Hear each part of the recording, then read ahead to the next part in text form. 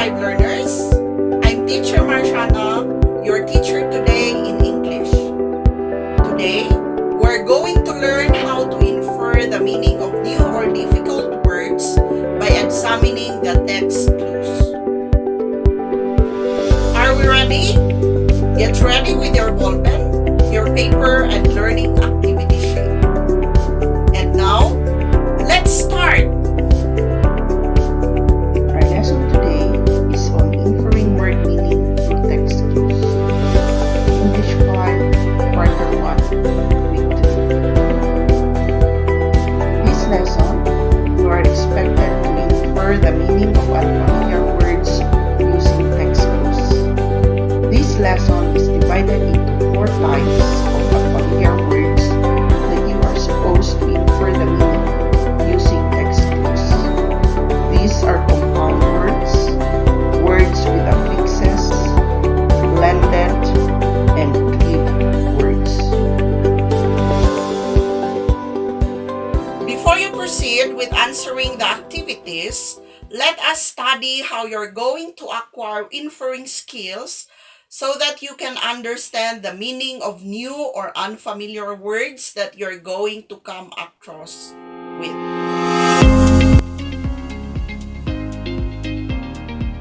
Inferring the meaning of words is an indispensable skill in any language.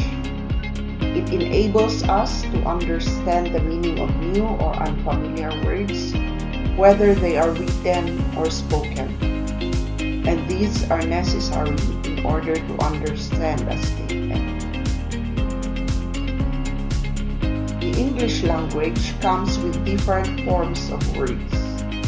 These are compound words, words with affixes, blended words, and clipped words. In order to know the meaning of these words, you have to study the structure of the words and how they are used in sentences.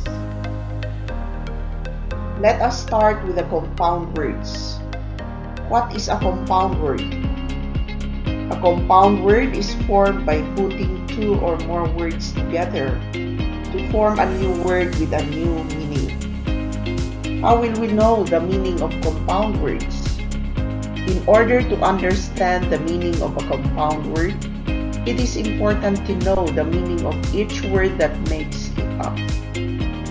For example, iceberg is made up of the words ice, which means solid state of water, and berg, which is a mountain of glacier.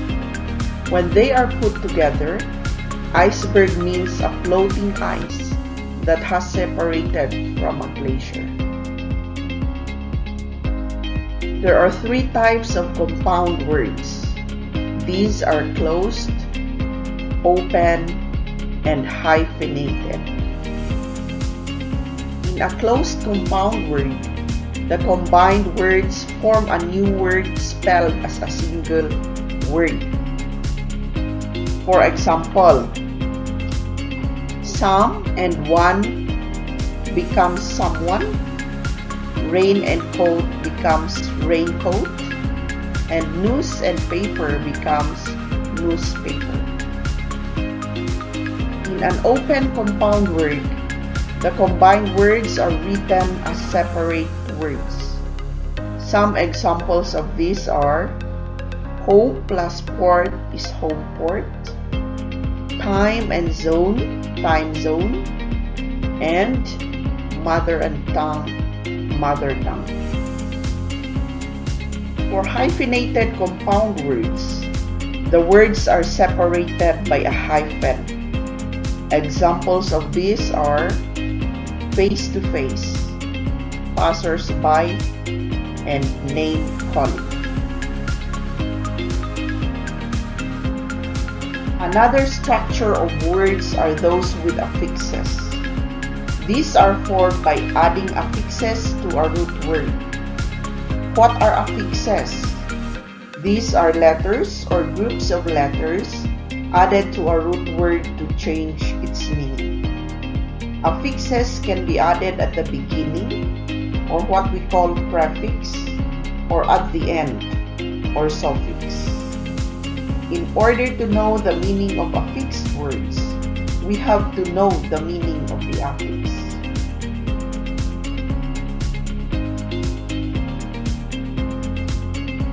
For example, in the word impossible, the prefix "im" means not. Thus, impossible means not possible. There are two types of affixes, the prefix and the suffix. When an affix is added at the beginning or before the root word, it is called a prefix. If it is added at the end of the root word, it is a suffix. We have here some examples of frequently used prefixes. The prefix "anti" means against. Therefore, antivirus means against viruses. Bi means two. Thus, a bicycle has two wheels. The prefixes "dis", "im", "in", and "an" mean opposite of, not, or apart. Therefore, dishonest means not honest. Impossible is not possible.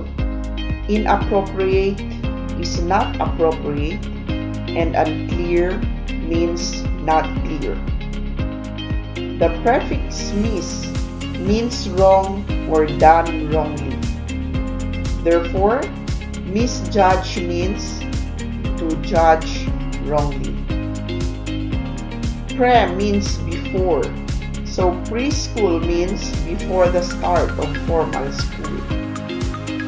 The suffix "re" means again. So when we say rewrite, we mean write again. For suffixes, we have these examples. The suffix "able" means having the ability or quality. Hence, understandable means can be understood. Means someone or something carrying out an action. Worker then means someone who works. The suffix "ik" means having the characteristic of. Thus, heroic means having the characteristic of a hero. In the word elimination, the suffix is "ion", which means state of being or process of. So the word means the process of eliminating. The suffix "full" means having the quality or full of, while the suffix "less" means without. Therefore, hopeful means full of hope, while fruitless means without fruit. The third structure of words are blended words. These are created by joining a part of one word and a part of another to form a new word with a new meaning. In order to find the meaning of blended words, consider the meaning of the words blended. Let's take, for example, the blended word brunch. This came from the words breakfast and lunch. So the first two letters of breakfast and the last letters of lunch are blended to make brunch. Brunch then means a meal eaten as breakfast and lunch. Another word structure is clipped words. These words are shortened or clipped, but they retain the meaning of the longer word. Clipped words can be cut in the beginning and or middle of long words. Here are some examples of clipped words. Dormitory can be clipped and becomes dorm, so the beginning is retained. Fridge is clipped from refrigerator, so the middle is taken. Phone from telephone, So the N is left, up from application, and flu from influenza. Before we proceed with the exercises or activities, here are some reminders. First, you have to read very well and understand the instructions before answering. Second, answer all the activities in the learning activity sheet and write your answers neatly or legibly. Don't worry, all number 1 of all the activities are answered to give you a guide on how you're going to work with the exercises. So come on, let's give it a try.